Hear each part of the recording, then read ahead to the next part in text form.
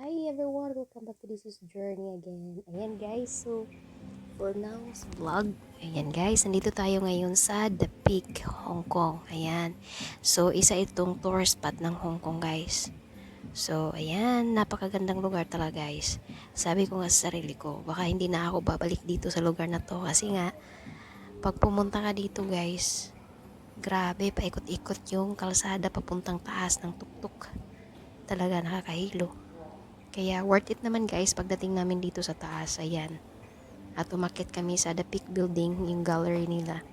Yan, makikita mo yung buong Hong Kong guys. Kung makikita mo yung downtown nila guys. Ayan, napakaganda. Very worth it guys.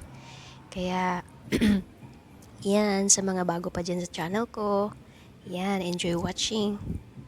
Yan guys. So actually, meron pa akong part 2 nito yung video na to para makikita nyo yung buong itsura ng The Peak.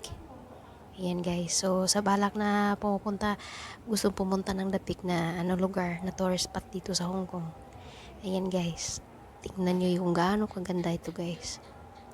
Ayan, so sa mga bago dyan na nag-watch ng channel na to, don't forget to like and subscribe and share na rin guys, and press the notification bell for more videos guys. Ayan, so para lagi kayong updated sa mga bago kong ina-upload. Ayan, so makikita natin yung gallery. Ayan, yan, nasa taas kami ng building na to. Ayan, makikita natin yung baba ng Hong Kong talaga. O, ayan o, baba ng city ng Hong Kong. Ayan, nakakailang escalator na kami pakyat sa taas. Ayan.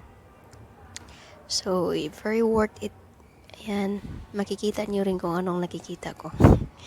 Kaya sundan nyo guys kung anong itsura ng The Peak ng tourist spot ng Hong Kong. At saka hindi lang mga Chinese people lang nandito guys.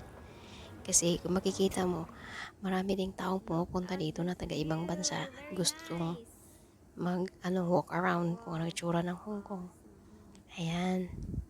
So makikita nyo kung gaano kaganda yung view guys. Wow.